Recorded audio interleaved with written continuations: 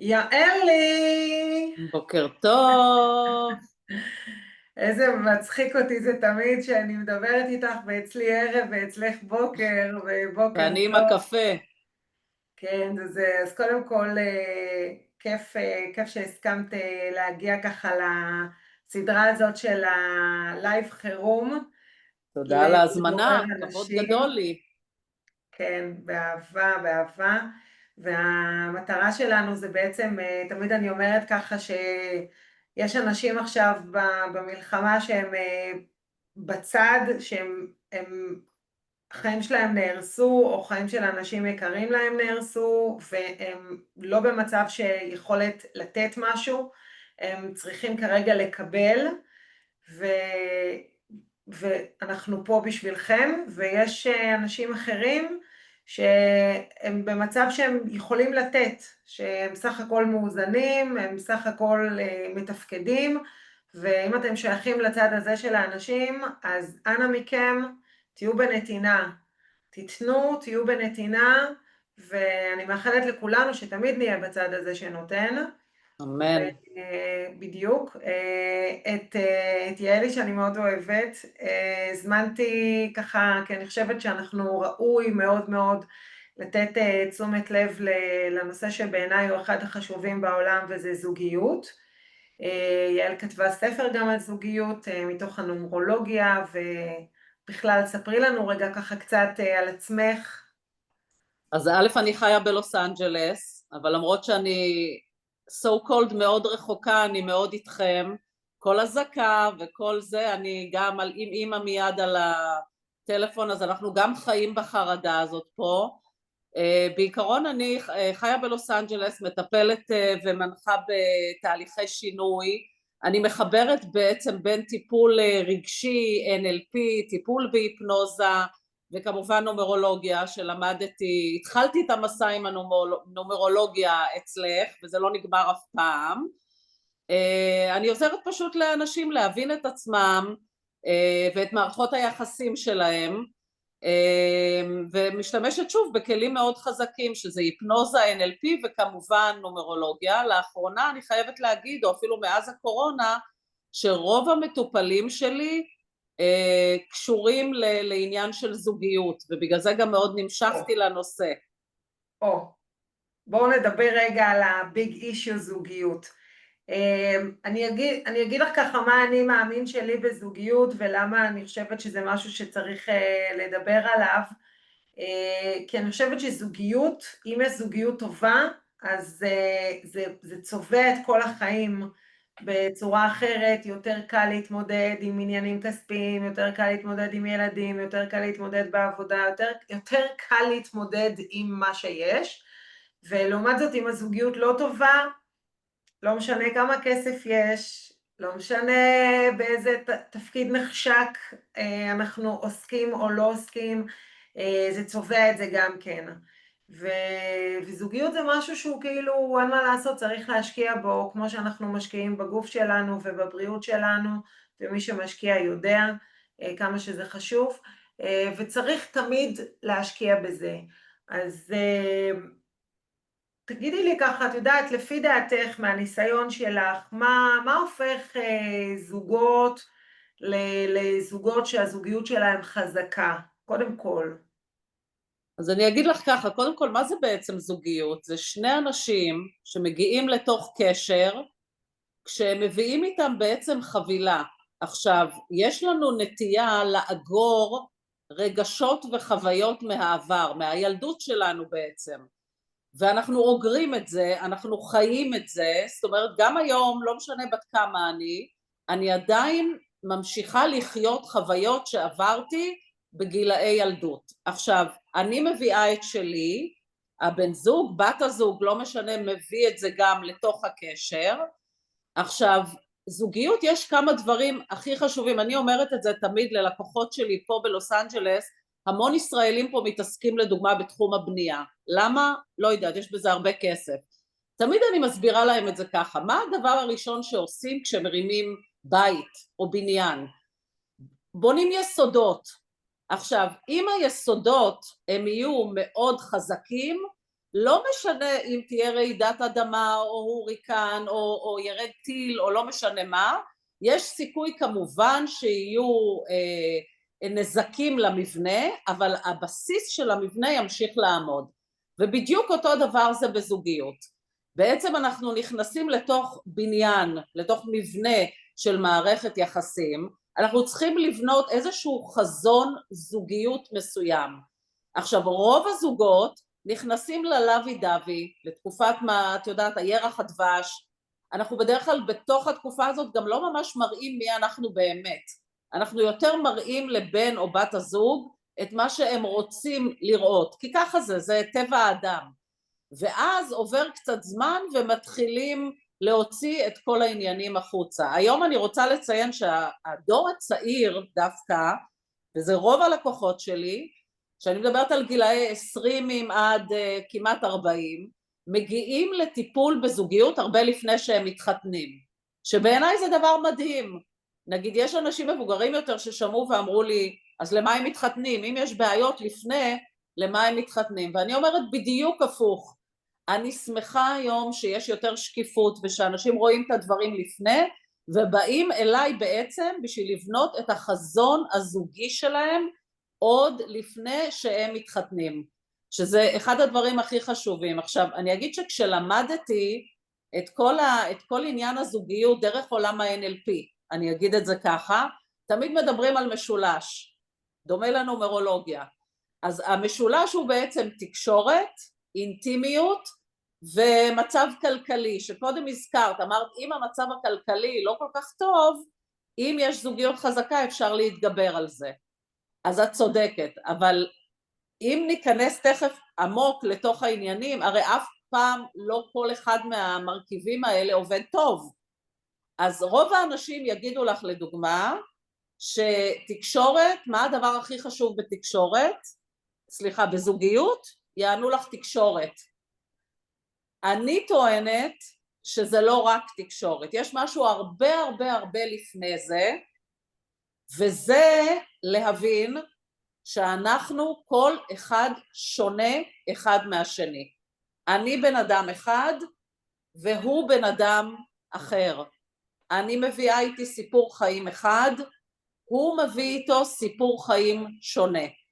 וברגע שמתחילים מנקודת ההתחלה הזאת, מתחילים לבנות את היסודות של המבנה הזה בצורה נכונה. בעיניי מזה מתחיל כל העניין.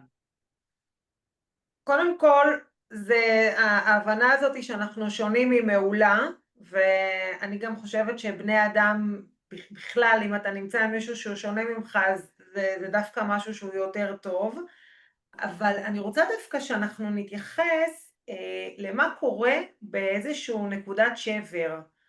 בסדר, עכשיו יש מלחמה, אז כל המשפטים היפים שאני בדרך כלל אומרת לעצמי, וכל האמונות, הכל עכשיו קורס, בסדר? יש עכשיו, סתם אני אתן לך דוגמה, בעלי עובד, חוזר הביתה, והוא ישר מתיישב על הטלפון, לדעת מה קורה, מה העניינים וזה. עכשיו, אני עובדת מהבית, והוא חוזר הביתה, ואני עכשיו, אני עצבנית עליו, עוד לפני שהוא נכנס, אני כבר עצבנית עליו, כי אני יודעת שהוא יחזור, והוא עכשיו רוצה לשבת ולראות את החדשות, ואת כל הדברים שהוא לא הספיק לעשות היום, ואני כבר עצבנית עליו, כי אני אומרת, רגע, כאילו, עד שכבר אתה חוזר, אז איך אנחנו לא רגע ביחד?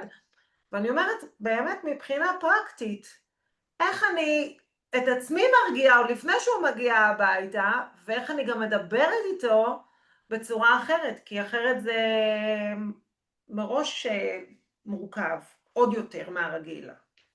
אז קודם כל, כבר דיברת פה על איזושהי שונות, מה הצרכים שלי בזמני משבר ומה הצרכים שלו. את אולי יותר צריכה את הביחד, את התמיכה, הוא יכול להיות שעובד יותר מהראש וצריך את האינפורמציה, לדוגמה. אז איך אנחנו עובדים, אני לא יודעת אם ראית את אחד הוידאוים שעשיתי פעם, שאמרתי, הוא אוהב פיצה זיתים, והיא אוהבת פיצה עם אננס. אז הרי מה הבעיה? אז את אומרת, נעשה פיצה משותפת, חצי זיתים, חצי אננס. לצערי אנחנו לא חושבים באמת בצורה הזאת, גם אם אנחנו אומרים את זה. אנחנו רוצים שמי שאוהב את הפיצה זיתים, ילמד לאהוב גם את הפיצה האננס. זאת אומרת, את אומרת, אני רוצה שהוא ילמד להיות כמוני, שהוא ילמד לתת לי את הביחד, לבוא להיות דביק כזה, כי אני עכשיו צריכה את הדבק הזה.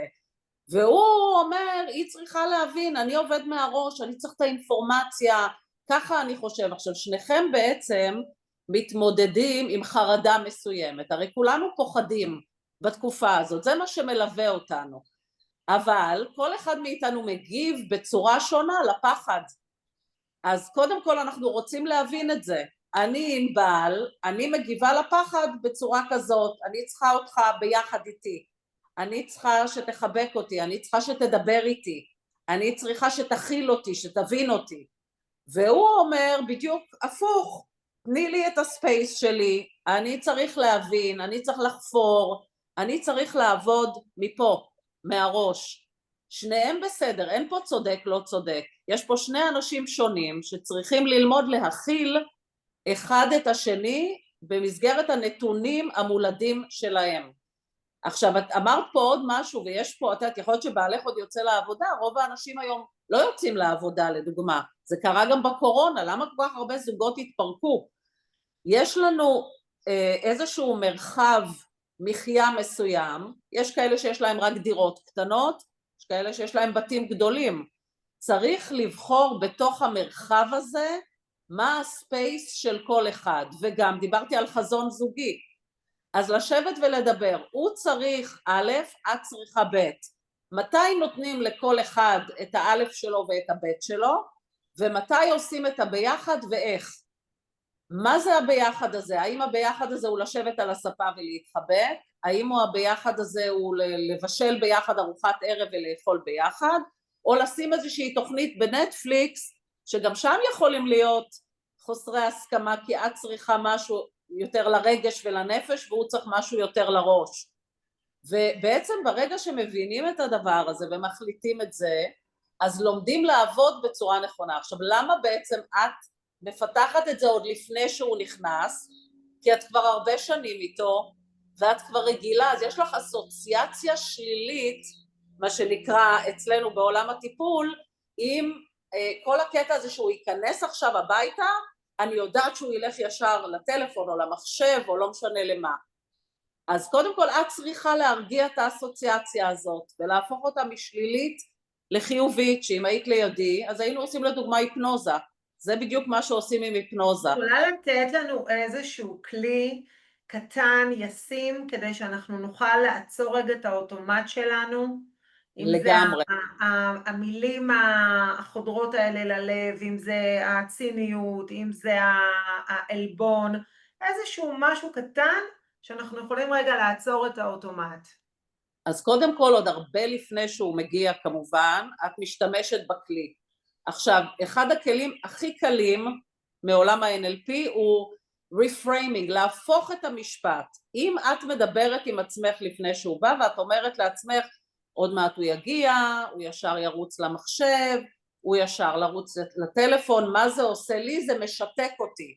כי למה? כי אם אני אפתח את הפה ויגיד משהו, זה ישר יגרום למריבה, כי יכול להיות שהוא גם טיפוס שלא כל כך אוהב עימותים, ולא כל כך אוהב שמוכיחים אותו על דברים שהוא עושה. אז מה אני עושה עוד לפני שהוא נכנס? אני משנה את השיח שלי עם עצמי קודם כל. אני הופכת את זה משיח שלילי לשיח חיובי. מה אני יכולה, אני אתן לך את זה, אני אעשה את זה איתך. מה את יכולה להגיד לעצמך לפני שהוא נכנס עוד הביתה, בשביל להפוך את זה לשיח חיובי יותר? פרופורציה. אני אומרת לעצמי, ענבל, תודה לאלוהים שאתם כולכם בריאים. פשוט, תודה לאלוהים על מה שיש. שאני מכניסה לעצמי פרופורציה לחיים, פתאום כל המסכנות וכל הכל פתאום מתגמד. פרופורציה זה כלי מדהים. מעולה. אז קודם כל, כמו שאת אומרת, לשים את זה באמת בפרופורציות נכונות. עכשיו, את יכולה אפילו להגיד לעצמך יותר מזה, להגיד לעצמך, קודם כל, אני כל כך שמחה שהוא בכלל מגיע הביתה. אני בכלל, אני כל כך שמחה, את מאוד fortunate, יש לך זוגיות טובה, יש לך בעל טוב, ואת פשוט שמחה שהוא מגיע הביתה. אז בדיוק. את קודם כל מתחילה לשנות את התמונה. המוח שלנו בתכלס, הוא לא באמת מבין את העניין, הוא מבין את השיח שלנו עם עצמנו. משהו בך, באוטומט שלך, וזה כבר לקחת אותך לבית, למשפחה, להורים, מה שראית בבית. משהו אצלך באוטומט, קודם כל שופט אותו על מה שהוא עושה. זה כי אני פולניה. יפה. עכשיו, זה קיים גם אצל אחרים, לא משנה, אבל אנחנו רוצים להפוך את זה. גם אם יש שיפוטיות, שאנחנו לא בשנייה ניפטר ממנה, לעשות כמו שעכשיו אמרנו, להגיד, אני אוהבת אותו, איזה כיף לי שהוא מגיע הביתה, איזה כיף שיש לי זוגיות טובה, איזה כיף שאני ביחד איתו, בזמנים הקשים האלה אנחנו עם הביחד שלנו. ואז להגיד לעצמך, למרות שיש לו גם צרכים שונים ממני, קודם כל אני לא כועסת עליו, אני מבינה את זה, אני אפילו אוהבת את זה, כי את אוהבת את זה בזמנים אחרים, זה משרת אותך בטוב בזמנים אחרים. ואז להגיד איך אני מדברת איתו בצורה יותר נכונה, בלי לדחוק אותו לפינה, בלי לשים אותו במקום של התגוננות. דרך אגב, אחד הדברים זה להפסיק להשתמש במילה למה. היא מילה מאוד בעייתית, המילה למה. המילה למה דורשת תשובה. אז מה למה אפשר עשית? להגיד במקום למה? במקום אז למה אתה עושה את זה, למה דיברת ככה, למה עשית, מה אפשר במקום זה להגיד? אוקיי, אז קודם כל תנסי לשנות כל מילה בצורה אחרת. נגיד שהוא נכנס הביתה ואת רוצה להגיד לו, למה אתה הולך מיד למחשב? או למה אתה הולך מיד לטלפון, אוקיי? להגיד לו משהו בצורה הזאת, לדוגמה. אני נורא מבינה את זה שחשוב לך האינפורמציה. אני נורא מבינה את זה שאתה רוצה להבין מה קורה, אבל אני יכולה לבקש לדוגמה שבוא שב איתי רגע, או בוא תשתף אותי במשהו שאתה יודע ואולי אני לא יודעת, אוקיי? לא השתמשתי במילה למה. א', לא שמתי אותו במנגנוני הגנה, לא שמתי אותו במקום של היא דחפה אותי, היא שמה אותי במקום שאני צריך להתגונן. השאלה היא איך אני מתגונן, יכול להיות שאני לא אתגונן נכון, יכול להיות שיצאו מילים לא נכונות, יכול להיות הפוך, יש את המתפרץ ויש את השותק, השתיקה היא גם לא טובה. אני רוצה רגע להוסיף על מה שאמרת משהו, שאני חושבת שהוא מאוד מאוד קריטי ואנחנו רוצים לשים אליו לב. זה לא רק מה אנחנו אומרים, אלא זה גם הטון. זה איך אנחנו אומרים.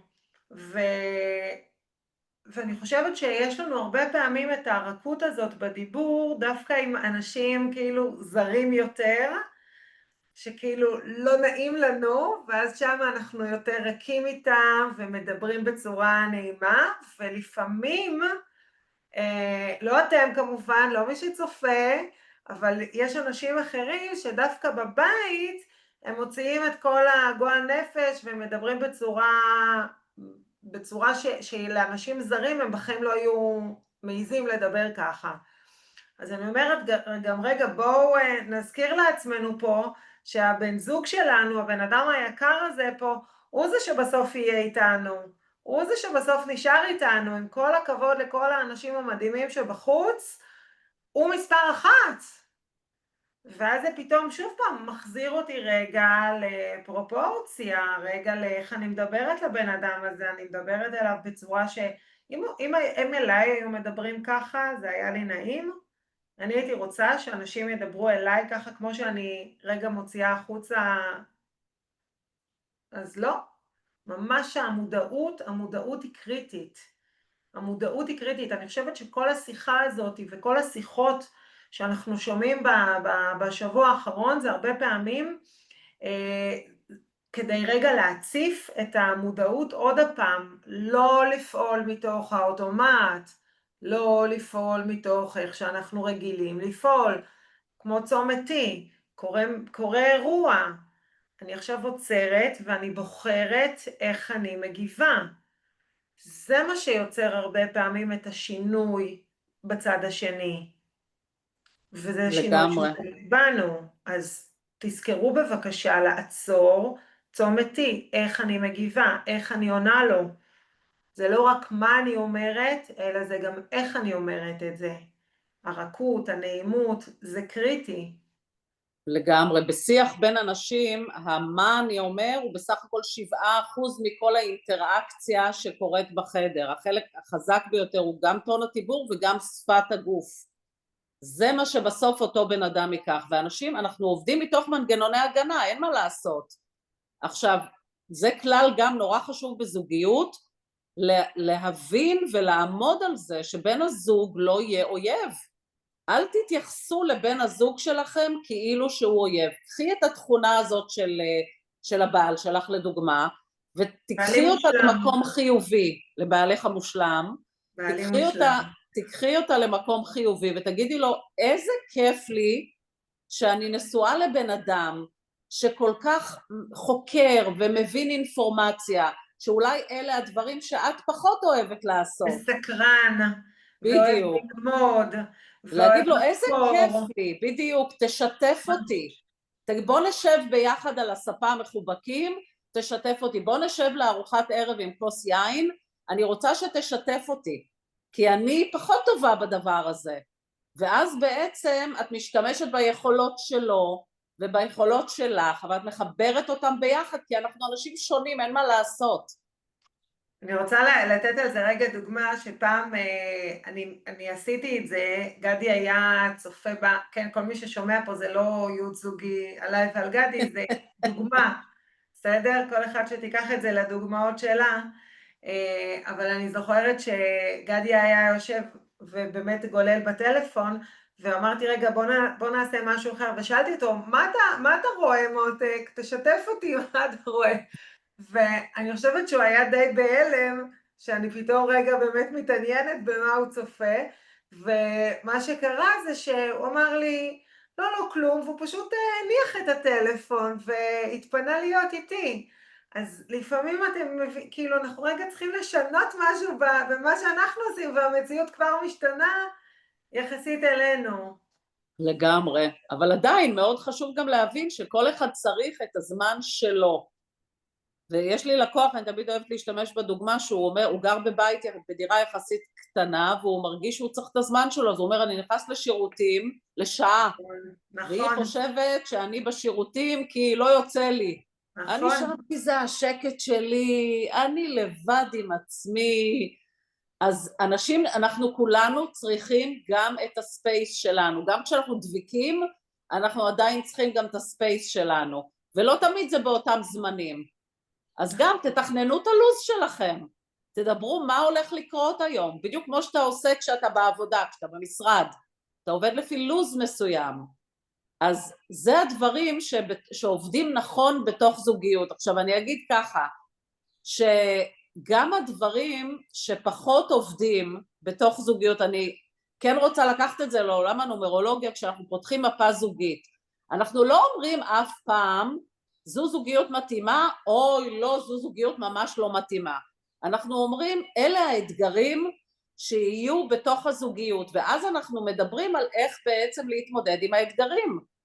הנטייה קצת של אנשים לאחרונה היא לא לרצות להתמודד, אז הכי קל זה לפרק, אבל לא חייבים, אלא אם כן שוב זה מגיע לקצה, אבל תמיד תנסו לבוא בחמלה, להגיד קודם כל הבן אדם שונה ממני, אנחנו כולנו, אני מדברת עליכם בארץ הרבה יותר מאשר עלינו, למרות שגם לנו יש התמודדות לא קלה למרות המרחק, אין לנו את ההזקה ואין לנו את הפחד הממשי שיש לכם, אבל אנחנו דואגים, יש לנו משפחה, יש לי אמא בת 90 בארץ שצריכה להתעורר ב3 בבוקר ולרוץ לממ"ד או למקלט או לא משנה למה.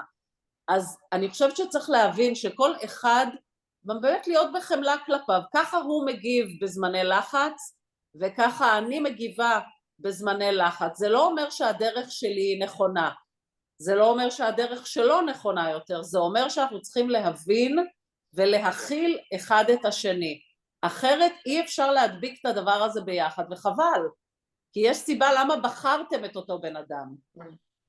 אני חושבת שבאמת דווקא בזמנים כאלה, שהכל הוא כל כך נפיץ וכל כך דליק, אני יכולה להגיד לעצמי באמת 100 משפטי העצמה, אבל באותו רגע שיש אזעקה, אני פשוט על אוטומט, אני בהישרדות, אז זה לא עובד.